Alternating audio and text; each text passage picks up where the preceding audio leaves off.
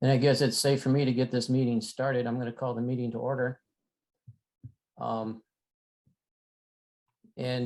that said, I'd like to note that this meeting is being held in accordance with the Brown Act as currently in effect under the State Emergency Services Act from the Governor's Emergency Declaration related to the COVID-19. Additionally to that, to provide the public comment during the meeting, you will need to call the 1-669-900-9128. And when you enter the meeting ID as 843-1024-6869 with the passcode of 952836. You'll press star and 9 on your phone, and then you'll raise your hand if you wish to be acknowledged. Additionally, Ms. Katie Schmidt will also be posting that information up when the time comes as well. At this time, I'd like to open up with our flag salute and roll call. And by no means is it disrespectful that we're not standing at this time. So if you would all like to join me, I pledge of allegiance to the flag of the United States of America and to the republic for which it stands, one nation, under God, indivisible, with liberty and justice for all. Katie, you want to do roll call?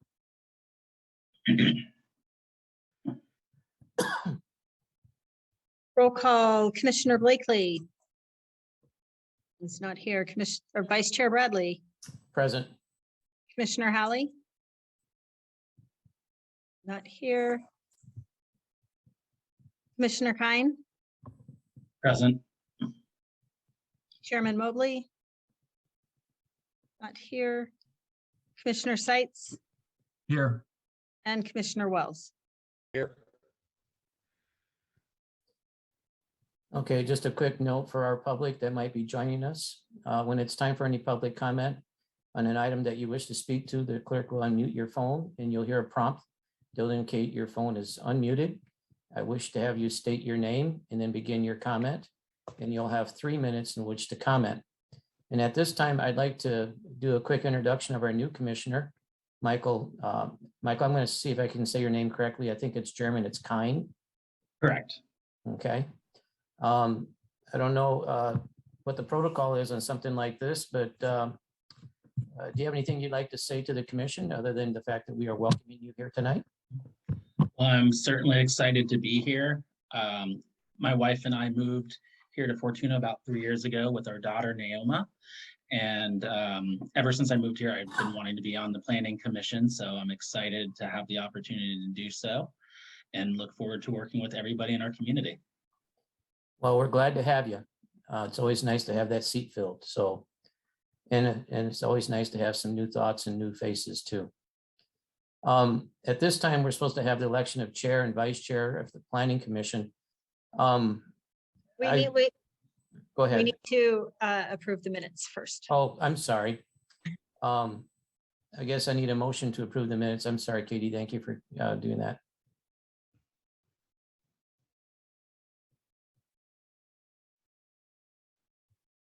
I moved to approve the minutes from the last meeting. I second that motion.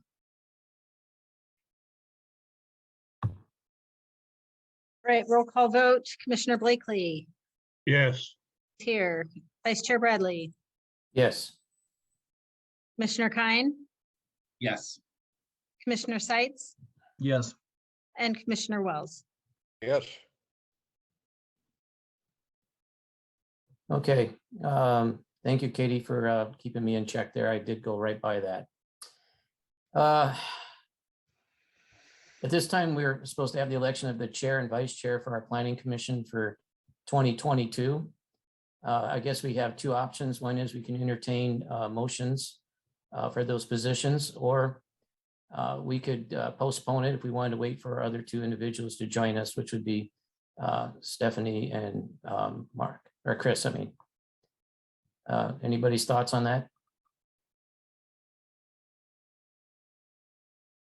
Well, we have a quorum, right? We do. I'd say let's do it. Any other thoughts before I move forward then for any motions?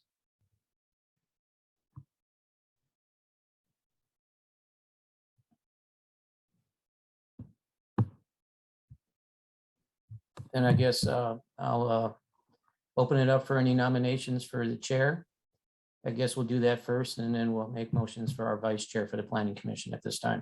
What happened to Chris? I'm sorry I was late, you guys.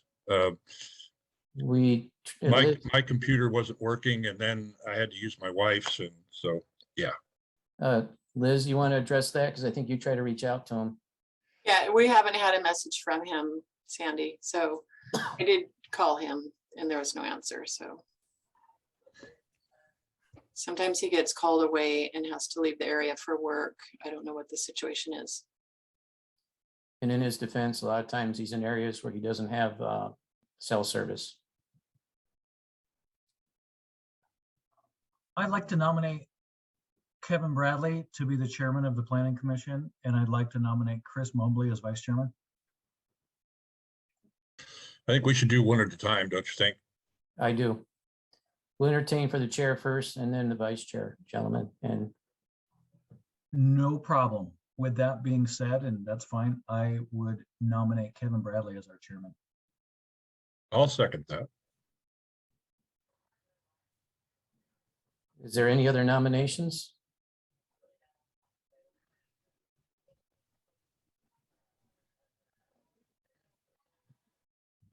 If not, I guess we'll close the floor for nominations for chair. And Katie, is this a roll call vote? I believe so, yes.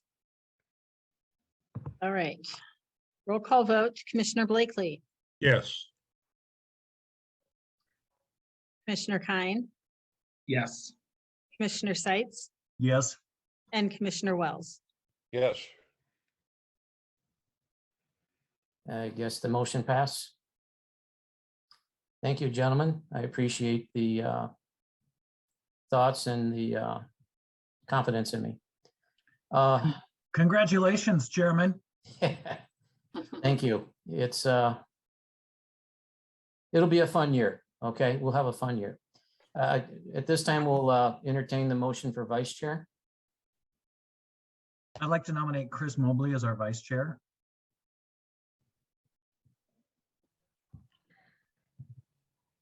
second, I'd like to nominate Mark Stites. Can we second that decline? also. Can we decline? You can, yes. Okay. Well, we have two. We need a second on somebody. Am I allowed to? I don't think I'm allowed to participate in this at this time, am I? Probably not. I've never seen the chairman make the motion or the mayor. That's what I thought. Was there a second on Mark? There is not a second on either one. So it's either going to be Mike or I'll Michael. second Mark Seitz.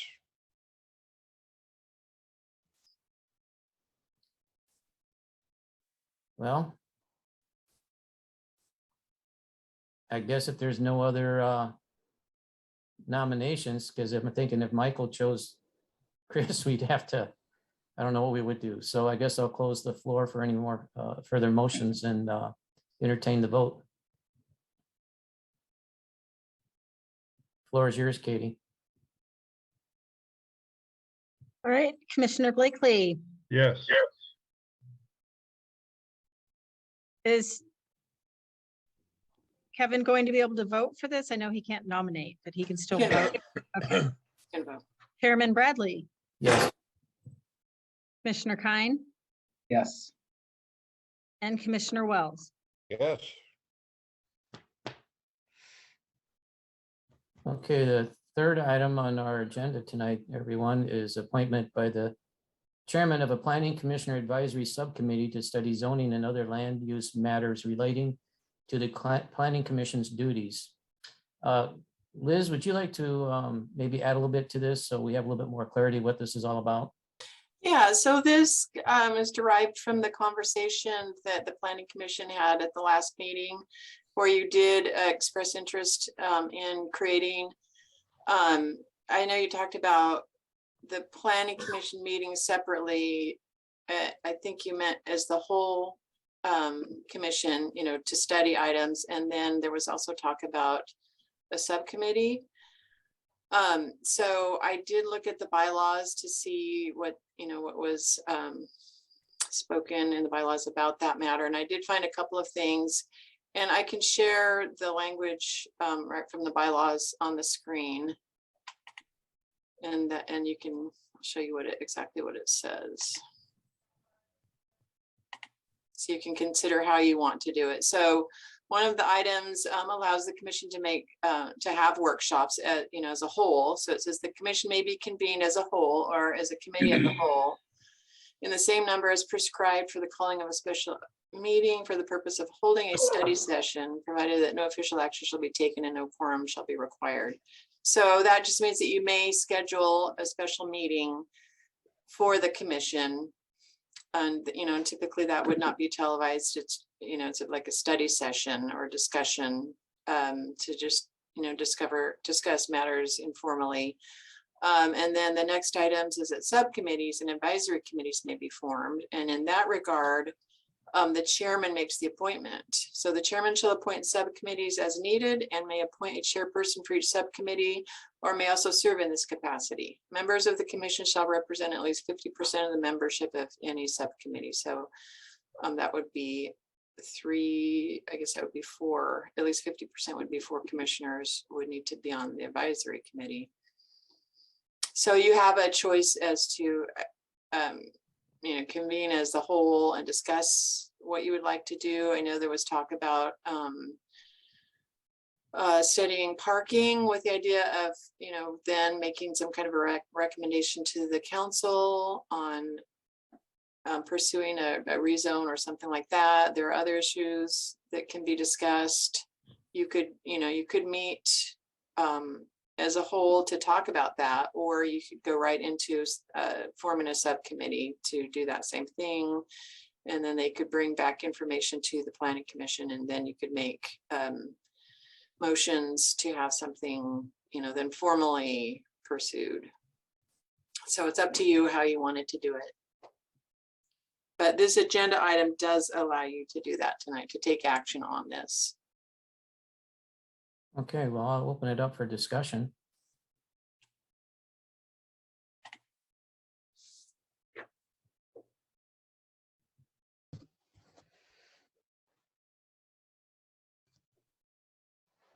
Sandy, can I pick your brain on this topic? I know you were one that spoke up about this a little bit. You want to share your thoughts? And also for Michael, because he's new here and I'm not sure he's aware of some of our prior discussions, why we're thinking and considering this.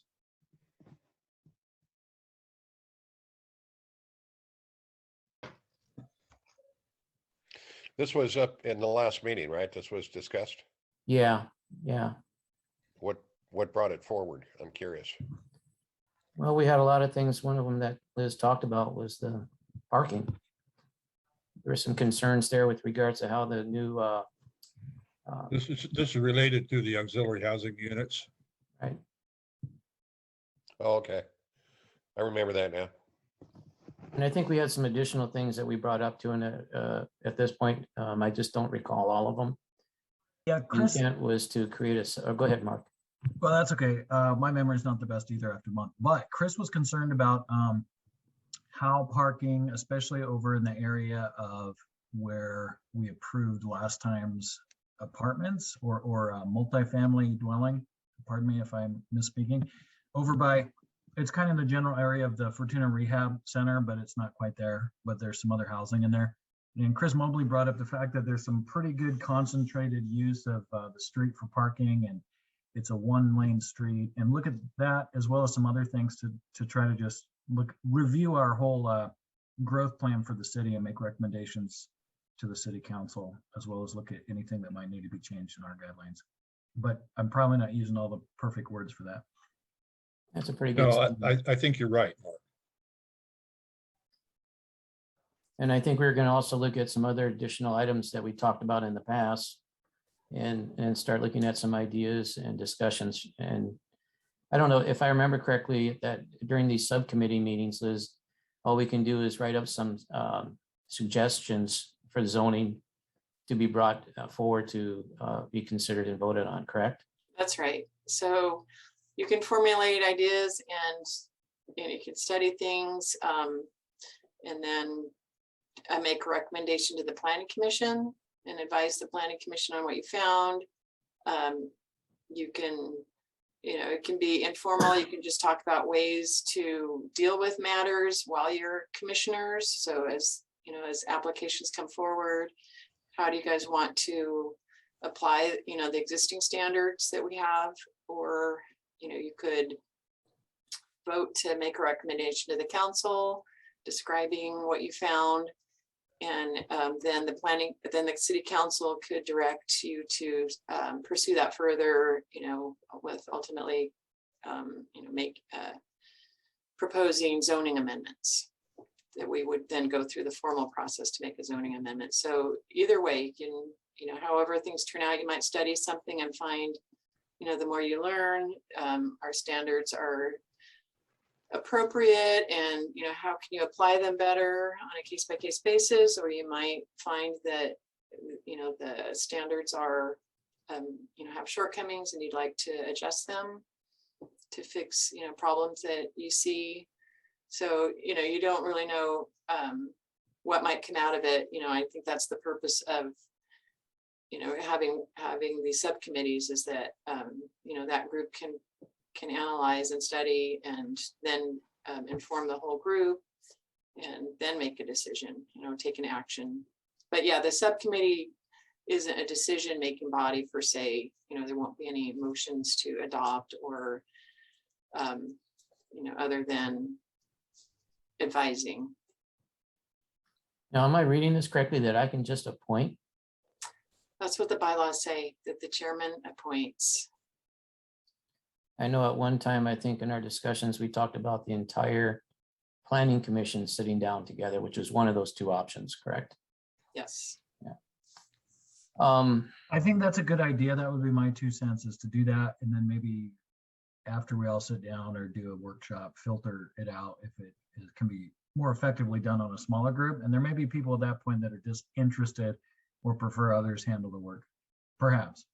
I like that idea, Mark. So based on these bylaws, do we have a start date and a end date, or is it just appointed until we decide to disband? I didn't really see anything that was mentioned in that. That it's silent on that. Okay, so it's at the discretion of the subcommittee and then the chairman to be able to make that decision. I've heard two people say some good things about it. Mike and Michael, do you guys have your 2 cents you want to add to this? I'm fine doing it as a whole committee. From my point of view, especially since I'm new, it would give me the opportunity to get to know everybody a little bit more in workshops, since we don't get to meet in person, and also kind of cut my teeth on some of the different codes and regulations that we have, and be able to talk about it as opposed to just what I've been reading with everything that Katie has sent over. Well, you'll get baptized by fire with the auxiliary housing, because that's one of the bigger topics that ties. Already into read it. Parking. Already read it. Yeah, well, then. Mike, what about you? You get your 2 cents in there? I think anytime we can get together, it's good. Okay. The more the merrier. So Liz, if I make this appointment, do I have to have a date that we decide, or this is kind of a new thing for me, so I'm a little bit out of my element. I have a working idea, but from there, that's about it. No, I think there's no, I don't think there's even any formal action. You can just request that you've decided that the planning commission wants to meet, as a, what does it call it, not a subcommittee, but a special meeting to discuss, I guess, you could either choose topics, or you could just use that meeting to choose what topics you want to discuss further. Is there staff involvement with this, or is it strictly the subcommittee of the planning commission? No, there would be staff involvement, Okay. just to set it up and to take notes and to answer questions. So when you decide to do that, and I think that would be a voice vote, that's what you want to do, then Katie can send out a poll for meeting times. You can give us the general and you want to meet in the evenings after at 6 o'clock or during the daytime, whatever you choose. And then Katie can send out a survey on, a range of dates and check on availability. Or you can select, and probably if you wanted to try to select a time when you're all, but then that would get, I like the idea better that Katie kind of organizes this. I hate to put more on her plate, but we need a central go-to person, I think, to get this started. yeah, and that would allow Chris and Stephanie to indicate their availability as well. If I may, I'd like to just interject with a question. And I haven't really been following too much, and I'm going to kind of direct this to Katie a quick second. Hey, Katie, with regards to the, I forgot the name of it right now, with that whole session that's coming up in February that we can go to down, I forget the name of the town. Is it San Rafael? I forgot the name of the town. San And Ramon, Ramon. Okay. I was just wondering if we would be better served to maybe do this startup with the subcommittee after we attend that meeting, just in case we get some ideas or things that we might use in the meeting going forward. It's a That's a bit good idea. off. It's a little bit of ways. It's a couple of months from now. I thought it was So in February. It's in March, mid-March. Okay, then I guess that's, we can always add it in there. I don't see that the meeting or the subcommittee disbanding that quickly. What's everybody's flavor on this? Well, I guess it's my decision, isn't it? I prefer not to do it at the training. Well, after, no, I guess, Katie, I'll do this then. This is not a voice vote, is it? It would be a voice vote, not roll call. Okay, so then we need a motion and a second. I'll make a motion to form this committee. I second. Can I ask for clarity as to, would that be for all the planning commissioners? Or Yes, it could be split up 50-50? yeah, the motion is to form this committee involving all commissioners. Mark, you want to, I second. And if something should come up, my opinion is that I certainly trust you, Kevin, to take care of any details that might need to come up. But I do second Sandy's motion. that's to you now, Katie. So does Katie call for the voice vote or does the chairman? Katie, oh, In favor? Yes, Aye, Aye. yes. I think technically voice votes over Zoom. I'm not sure. It's a bit of a gray area as far as the Brown Act because everybody is not visible to be seen casting their vote. I think we ought to do it by name. Yeah.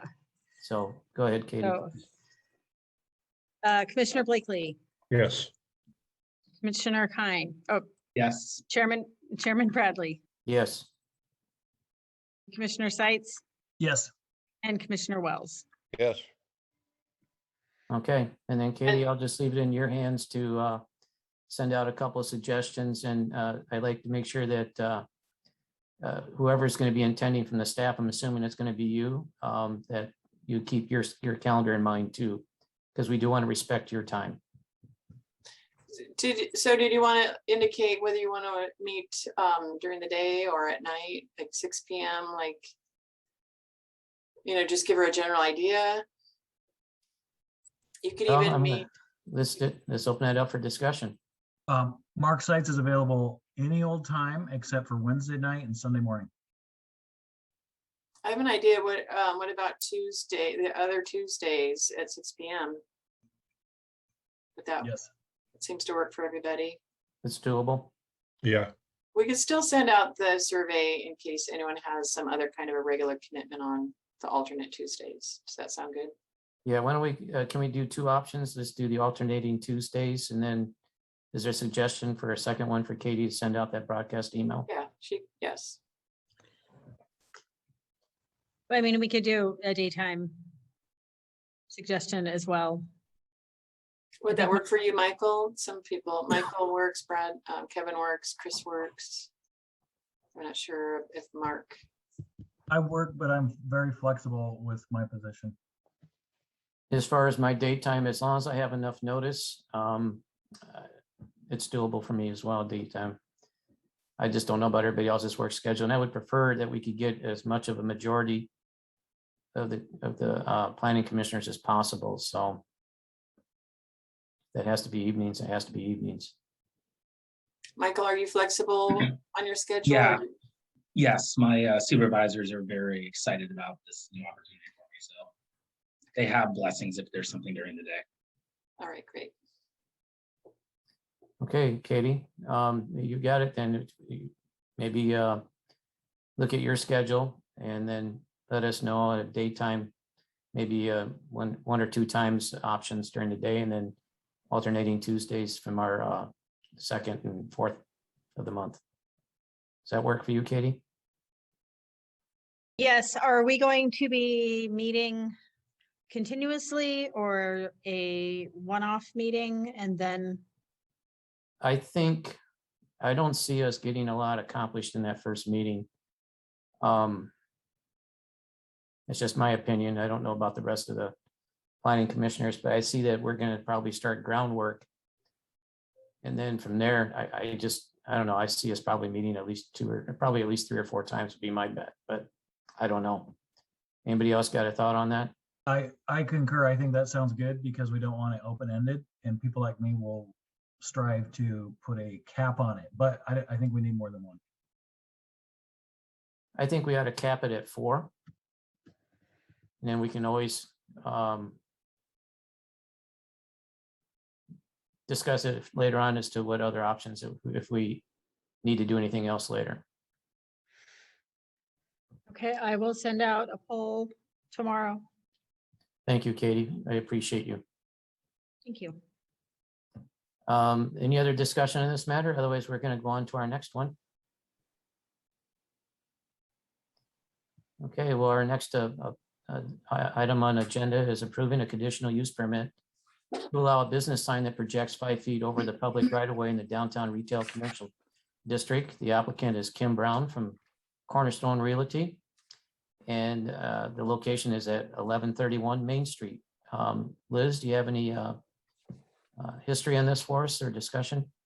Yeah, I do. I'm going to go ahead and share. The introduction is fairly simple because this is, a simple project. It is a sign. And the reason this sign is coming before you is because it is a projecting sign, and we don't have a lot of those on Main Street, so it's kind of like a special type of sign, I guess. And then also, the zoning code does require a conditional use permit if the sign is going to project more than 18 inches over the public right of way. So 18 inches, it's principally permitted. And above that, beyond that, it's a conditional. It's specifically projecting signs greater than 18 inches requires a use permit. So it's clearly a planning commission approval. So this sign, this is the image that's placed on the photograph, the street view photograph, giving you an idea, pretty good idea of what it would look like. And so it's for Cornerstone Realty, and this is their business sign. So it's the company's image that's being projected.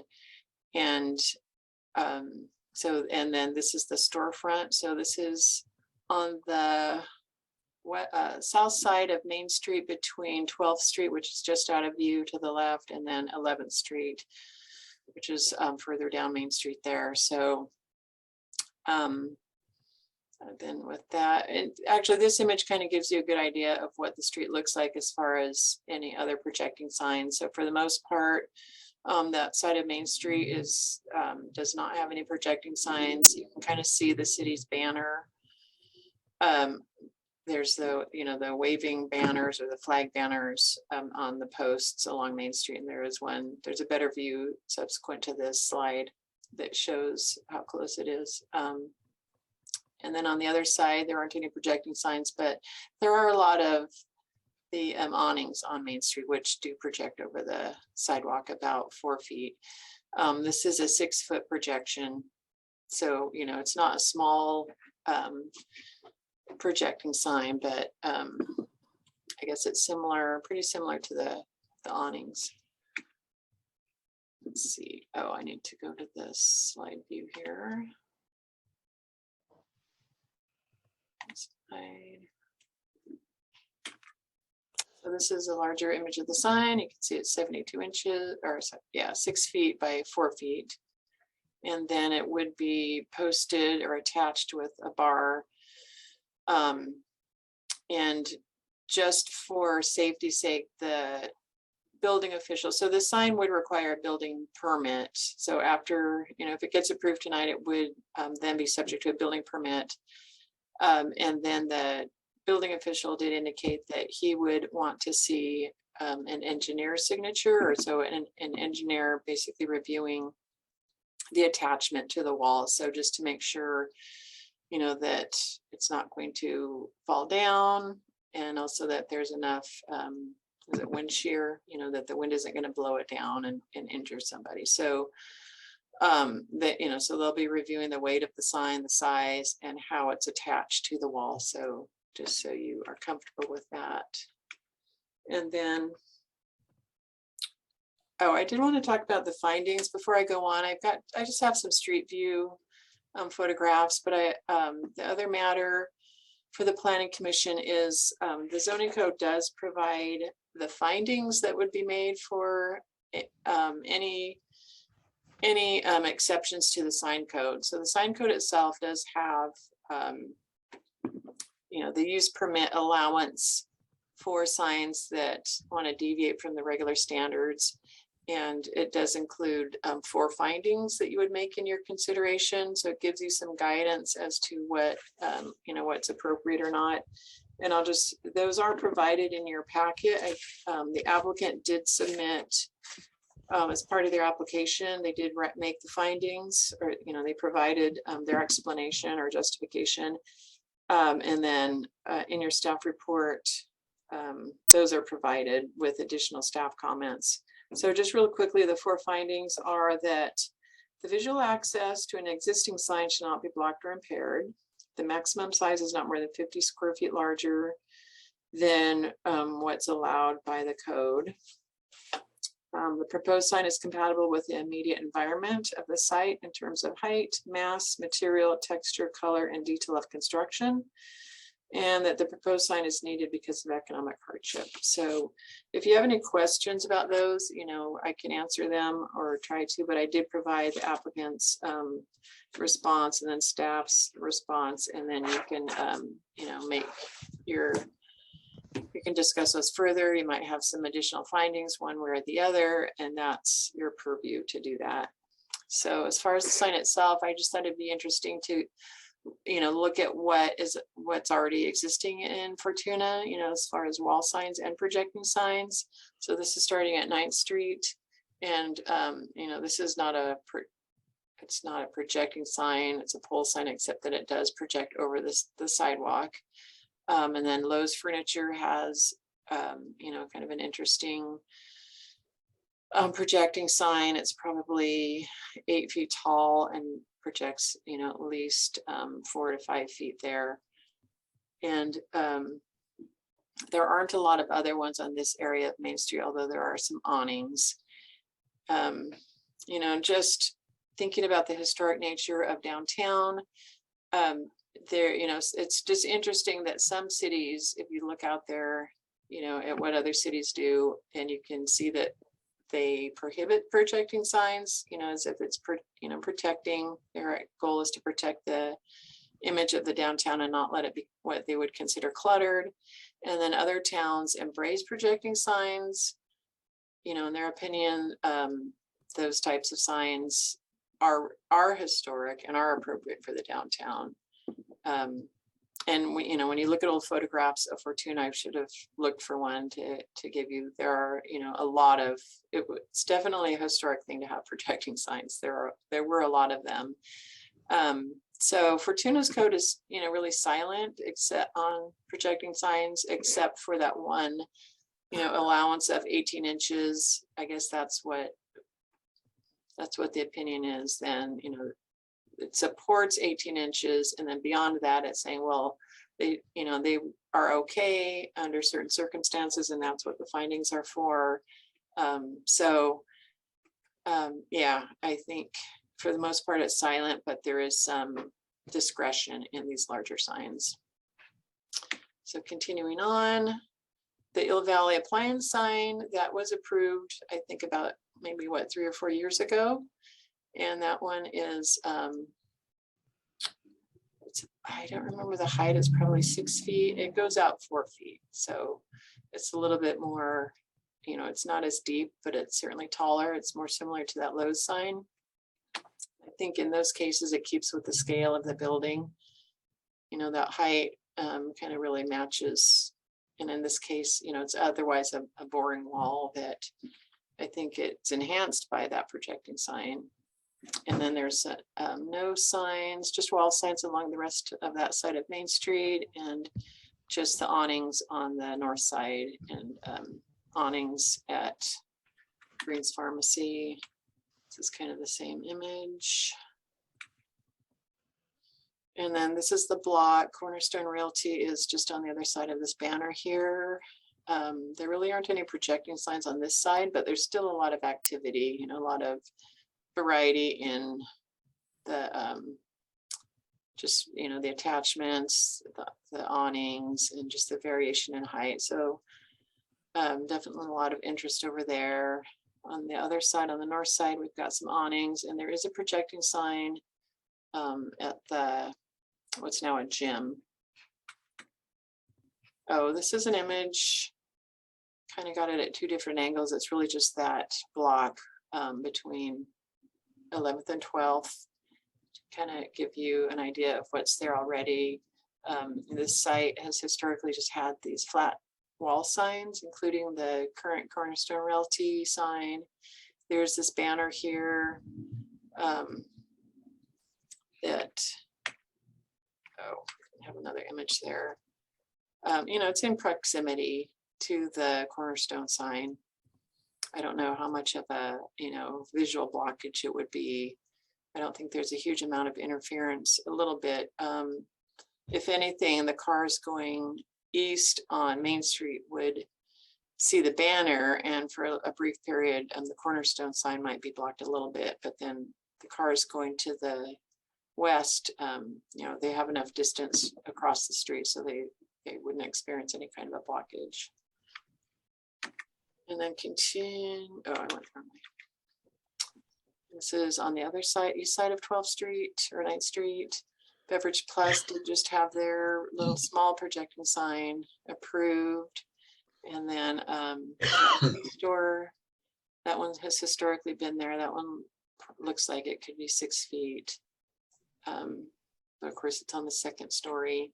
And then Fortuna, the theater has a lovely frontage. This is more of a awning, I guess, or a cover, sidewalk cover with, the marquee and then the tall sign. And then after that, the only other one I think has an interesting design is Main Street Feed, with a lot of variety and color. So I think that's it. And, it's really at the Planning Commission's discretion. The applicant was not able to be here, but their agent is here to answer any questions. So I'll turn that back to the Planning Commission.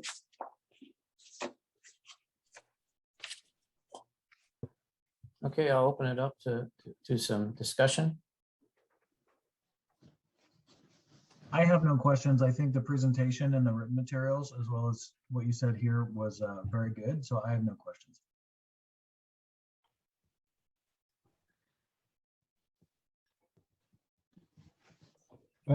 I wonder if we want to set a precedent for 6-foot signs.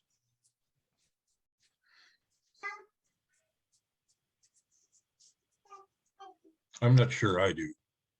I have mixed feelings about it, because as a person who's driving around down there trying to locate one of the businesses, I would find it very helpful to have a sign. So I don't have to drive past it, identify it, which I do all the time, and then go around the block. And I've been living here 17 years and I still have trouble trying to remember which block, which business is in. So I have that that problem. On the other hand, you know, I can appreciate that it could get out of hand and be an eyesore for us. So those are my thoughts. I would tend to lean probably more towards supporting this particular sign than not. Me too. Liz, I have a question. Some of the signs that we were looking at, looks like they were, whether they are or not anymore, I don't know, but lit signs. Is that true? I don't know. Yes, there are, the city code allows internally lit signs. And there are a few on Main Street. And some of them were previously, you know, maybe neon that hasn't been filled or, but yes. Because my thought is this, and I understand Sandy's point a little bit, just kind of adding to that is that, you know, you get one of these signs and then they say, well, I want to put a light on it, you know, because it's not lit.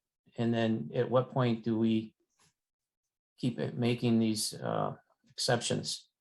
I'm wondering, like Sandy, if we should figure out a way to kind of, maybe that's one of the things we need to do in our subcommittee, Sandy, is talk about the signage with regards to how we want to start putting maybe some parameters out there so it doesn't get too out of hand. I would agree with that. I look at situations, say in Eureka, how they have a lot of new lit signs and LCD signs or LDC signs. And then if you can recall the newer Eureka Brewing or Lost Coast Brewing, there's a large pawn shop down on Broadway that has the same situation. We don't want to let things get out of hand, but in this case in particular, I feel a 6-foot sign painted, not lit, wouldn't be a big issue. And we could always worry about people trying to keep up with the Joneses and try to, you know, put signage, and we have tons more, but that's kind of what the Planning Commission does, you know, help regulate and decide which ones are fit for our community and which ones don't.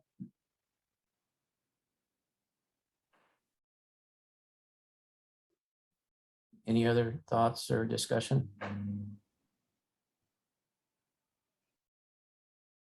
To be honest with you, when I saw that sign, I thought, where Sorry? are they doing?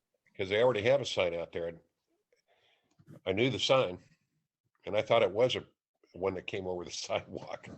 Well, that might be a question for And they're just Mr. Wills, if he's willing to answer it. Why Okay. change? Yeah, are you just asking if that sign's been put up already? Is that the No, question? the question is why the change? They changed their logo, even though it looks very similar. It is slightly different of a logo, and then why to go to a projecting versus a flat on that is strictly from a visibility standpoint. It's just way more difficult to see those flat wall signs. And I mean, honestly, I look at these things from a safety standpoint, even with regards to the size. So if you want to go a smaller sign, then you're creating something that's much harder to read and much smaller. So you have to divert your eyes off the road much longer to see what that sign actually says. That's always been my thoughts with both projecting and sizes, is we should try to make a sign that is as easy to read for a motorist in their vehicle, because then they're going to take their eyes off the road for the least amount of time.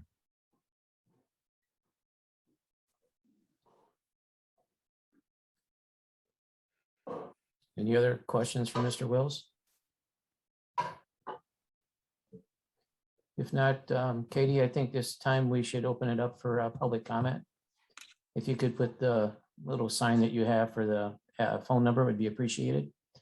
And for those that are thinking about calling in or are going to call in, please keep in mind that you're limited to 3 minutes. We ask that you introduce yourself with your full name, and that the only items that we can address is the item on the topic agenda at this time. No new business.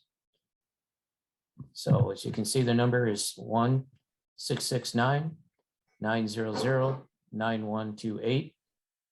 You would input the meeting ID of 843-1024, 6869, and then the passcode of 952-836.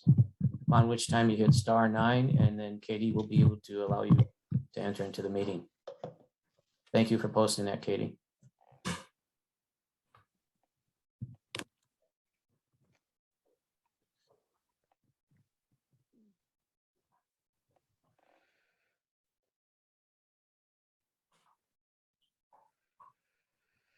While we're waiting for the public, is there any other discussion on this matter within the planning commissioners or any other input?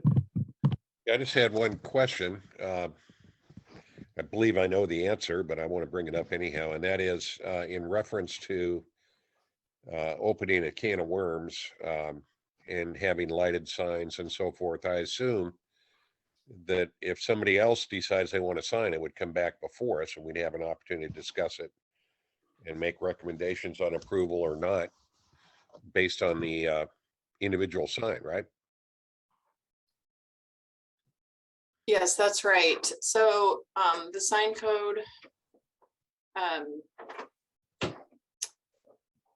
so signs, replacement of signs are allowed, so they don't require a sign permit. So it's new signs. So basically any new type of a sign, you know, for the most part, businesses just change out the flat wall sign, and that doesn't require a sign permit usually, unless they change it significantly. So any change on Main Street, those you know, typically would come before you under a design review application. So if it's a significant change, like a projecting sign or a lighted sign or a new pole sign, then those would come to the commission. Right. And, you know, especially because it's a real estate office, and if somebody's in town, new in town, and they're thinking, hey, maybe I'd like to live here someday, they're going to want to stop in a real estate office. Nice to have a sign up they can see. I'm going to take a pause here real quick. Katie, has there been any calls come in yet? Then why There don't I'll entertain a motion then to close public comment. So I move we approve it. Oh, no, I'm looking for a motion to close public comment at this Oh. time. I move we close public comment.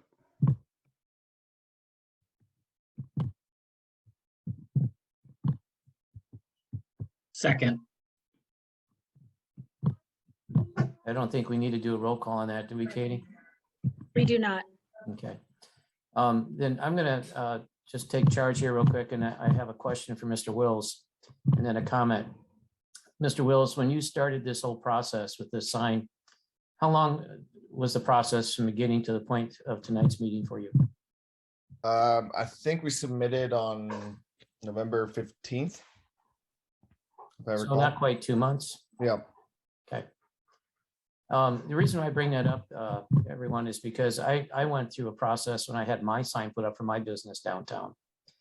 And it was a long drawn out process. And so I do think that when we do our subcommittee, we should add signage to that, because there's a lot of, and Liz, you could probably back me on this, there's a lot of vagueness in there that we could probably clean up a little bit. That would help streamline some of the processes for you in-house, where possibly it wouldn't always have to come before the planning commission. Would that be a correct statement? Yeah, that's been discussed over the years, even with the city council. It's something that we could discuss and look at areas in the code that would streamline it. Okay. If I could add on that, I would be happy to help with that.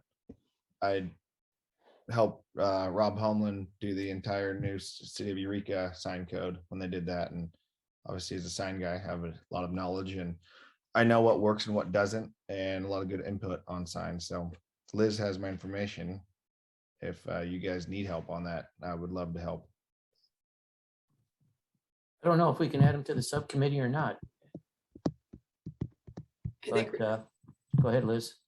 yeah, definitely, you know, as a participant sharing, you know, just like the public comment period.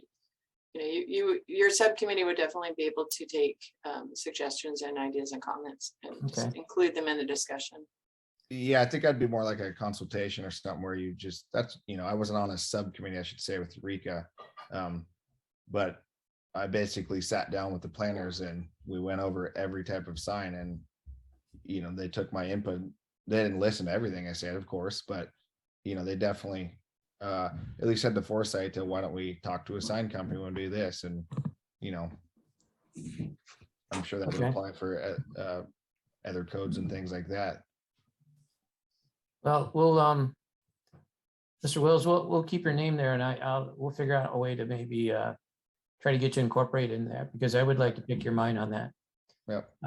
I was a planning commissioner for a city of the size of Eureka before, and one of the discussions we had all the time was talking about the signage and the LEDs and the lumens, et cetera, that took place in the signage, where it was a competition to see who could outshine the other, and it got a little bit out of hand. So, yeah.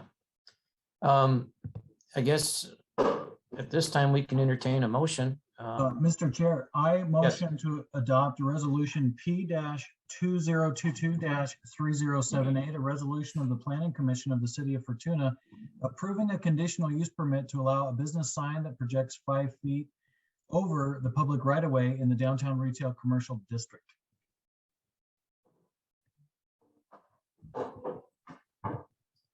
Do we have a second? Second.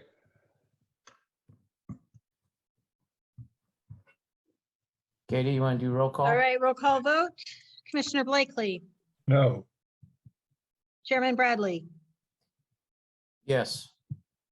Commissioner Kine, Yes. Commissioner Seitz, Yes. and Commissioner Wells. Yes. Okay, motion passed. Thank you. I don't know if it matters. He said 5 feet. The sign is 6 feet. Just, I didn't want to interrupt. Oh, right, over the right of way. So it's Yeah. an additional. Oh, the additional. Okay. Yeah. All right, just double checking. All right, thanks, guys. And I apologize. I need to split. Can I dart out before we adjourn here, or can we adjourn? Well, we have staff reporting. I don't see why you can't. We still have a quorum. Okay, I apologize. we don't need a quorum. We aren't going to vote on it. Yeah, and I normally, I'm happy to be vice chair in the future, and thank you so much. I'm honored to serve in the future. So I wanted to say that. And congrats, Kevin. Thank you. You too. Blessings on all. Liz, do you have any updates for us staffing wise? Just one item. I wanted to let you know about a zoning matter that's actually bypassing the planning commission and going straight to the city council at the next, it should be at the next meeting. It's an urgency ordinance that is intended to bypass the planning commission, and there's a special state laws that allow that kind of a process. And the adoption of the zoning section would take effect immediately, instead of going through, normally it's a planning commission recommendation and then a city council first reading and a city council second reading.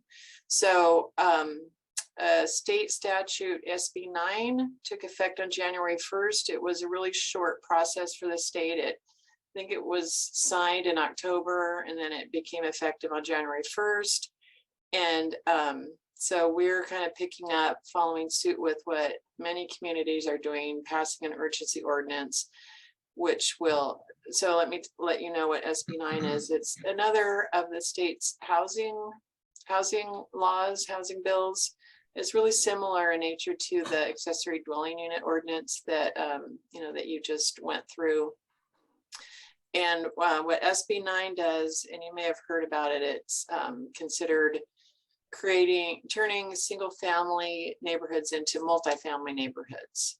So it allows more density than the accessory dwelling units. What it does is allows 2 single family homes on every lot. So that's not an ADU, it's not size restricted necessarily, but 2 single family homes in every lot, with a lot of the same features as the ADU ordinance has, such as we can't prevent the second unit with things like setbacks. So it does allow a 4 foot, small as a 4 foot setback. This one does require, well, it allows cities to require 1 just one parking space per residence. Where our code now requires 2 for a single family, but none for the ADU ordinance, if you recall. So the 2 units per lot, and then it also allows subdivisions of any single family lot with a lot size as small as 1,200 square feet. And what else? It allows at least 800 square foot. So we have to allow at least an 800 square foot home. Let's see what other. Oh, the parcel must be a minimum of 2,400, sorry, 2,400 square feet. The lot cannot be smaller than 40%. So the newly created lot cannot be smaller than 40% of the original parcel. Cannot impose any standards that would preclude the construction of up to 2 units. So each of those subdivided lots can then allow 2 new single family lots. There are other, that's the gist of it. There are other, other requirements, but those are the main ones that will impact neighborhoods. So because of that, we're processing this urgency ordinance that will, just like the ADU ordinance did, it will allow us to adopt some city standards, but, for the most part, our hands are tied. But we wanted to get the process codified and certain other, standards where we can. So, for example, we can establish our single family setbacks, but then we still have to allow, up to at least 4 or down to as low as 4 feet. We can codify that we are going to require 1 parking space. So without those local standards, the way the statute is written, we may not be able to apply those. It's written such that, we would need to adopt those standards in order to enforce them. So that's what the urgency ordinance is. And you may see that, on your city email, or, I'm not sure if the press will pick up on it.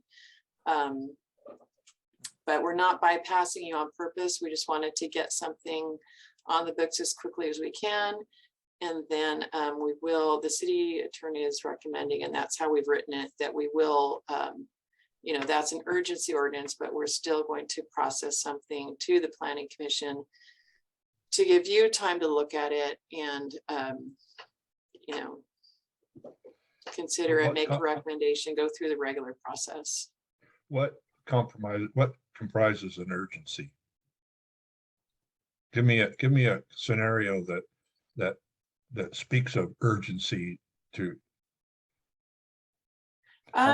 Protecting, that it doesn't have to go through due process. I don't. well, get that. it is going to go through due process, and that is recognized in the staff report and the code, that we are going to follow a parallel path. So the urgency is the impact to single family neighborhoods. There's some other standards in there. The code, the statute says that we shall not require off-site improvements for subdivisions. So, we've written what we can to require off-site improvements in certain, urgency cases. So where, the road is substandard, or there's certain other scenarios where we might be able to get some of those improvements. So that's an urgency. If we go through the regular process and it takes 3 months, we want to prevent that from happening. So if we can get it adopted, on January 18th, that's going to give us, 2 months where people, otherwise could be able to come in and submit those applications and impact their neighborhood. So we want to get something that's going to protect neighborhoods before, So for the 3 months that it takes to adopt an ordinance under the regular process. So here's my question. We have the auxiliary housing, we have the SB 9, correct? SB 9. And then obviously all the cities are having to implement this because it's effective January 1 for the state. So we don't have a decision in that. So I guess I'm thinking, does that apply to the county as well for county housing? Yes, it's statewide. Okay, so then how does that affect some of the issues like we've been talking about with regards to the Airbnbs as well. Does that mean they're allowed to build a secondary house and not necessarily have it a secondary housing, they can make it an Airbnb? Is that? No, this statute, the state law prohibits these as from being used as Airbnbs. So the property owners have to sign an agreement that they're not going to rent it out as an Airbnb, and they actually have to live in it for 3 years. They have to. So what's, if somebody wants to do a long-term rental, would that no longer then become an Airbnb? It's, you see what I'm saying? There's verbiage in there that somebody could still in my mind, if they're renting it out by the month, that's an Airbnb to me, but I don't know how that works, but you see where I'm saying this could be a way for people to bypass some of the zoning with the Airbnbs too. I mean, Airbnbs will still be allowed under, just our standard housing that's existing. These regulations only apply to someone who makes an application for a second single-family residence, and then, or for a subdivision of their standard sized lot. Those are going to be called SB9 housing. So they're going to have a special designation with these regulations that apply to them. Trying to figure out when the state's going to stop doing this. No, this is a very aggressive, action on their part to require, infill development at a pretty dense level. So, Is this going to be something that has already been run by our fire departments and things with regards to safety issues and response? yeah, they're concerned. So the state law allows cities to prohibit these in designated high fire hazard zones. So I've been talking to the fire chief on, does the city have any state fire or high fire hazard zones? The state actually designated those in areas outside of city limits, but we don't have any within the city. But obviously we have some forested areas where it is a high fire hazard area. So I'm working with Lon to see about getting those areas designated, not only for safety's sake, but also, it would limit this high density developments in those areas. And he's also concerned about neighborhoods that don't have good access for fire trucks, if we can designate those as well. Well, I'm going to take off my chairman hat and just put on my insurance hat a minute. And I'm just going to tell you that some of these things that they're doing, it's going to almost prohibit anybody being able to even get homeowners insurance or any other kind of commercial insurance or rental insurance because of the density of the things. It's going to be creating more of a fire hazard because of the closeness of the homes. It's just like it's kindling waiting to happen. There is a caveat in the law that the building official can deny the application if there is a significant health and safety hazard outright, the subdivision and the second single family home. And in lieu of that, all of the construction will go through the building permit process, which gets reviewed by the building official, by the fire chief, by the planning department, by engineering. So there wouldn't be anything built that isn't safe, even though it's allowed to have a second unit. They're still going to have to adhere to the building code and the fire code. I get that. I'm just saying is that at some point, somebody's going to argue what is considered a safety issue, and it could become a very debatable issue. I don't know. Yes, that's going to happen. We can't solve that tonight. Well, I know. I'm just saying this is just opening up Pandora's box for us is all. More things to come, I guess, everybody. Is there any questions to Liz? Further comments? No, I'll be scheduling the topic with the planning commission very soon, if not at the next meeting, then the one after. So, you'll be able to review them and revise the standards as needed. Okay. And then that will go to the council for adoption. Any other questions for Liz or comments? I have one quick question I have to Katie. What's been the response for the planning commissioner session in March? I have 3 interested, so Okay. I haven't, Get 4, Katie. Well, I know I'm one. Who's the other 2? Oh, you want to go also, Sandy? I emailed you to that I effect. didn't get it. Okay, well, I'll take a look. So who's the other Okay. 2? Our new I'll get back to you commissioner, tomorrow. Michael Kine, and also Mark Seitz. Okay. I don't know what everybody's pleasure is, but I know last time I went, I took a city vehicle. It's something to discuss. We can carpool if people want to do that unless they plan to make a weekend of it, in which case they do their own vehicle. But I'd like to have that out there for everybody if they want to talk about it at a later date, if they want to carpool and discuss matters on the way, as far as how the session went. It's fun. I've done it, and it's very eye-opening. They do a very good presentation. It's put on by the League of California Cities. And they get great speakers, and in normal years, it's packed. There's, I don't know how many. It's been 500? packed every time I've been there. Yeah, And it's nice because you get a chance and opportunity to talk to other planning commissioners and kind of pick their brains a little bit. You kind of learn more things that way. So anyways, that's all. I just wanted to ask that question and keep that out there for everybody to seriously consider it. It is very educational. all right, that's all I have.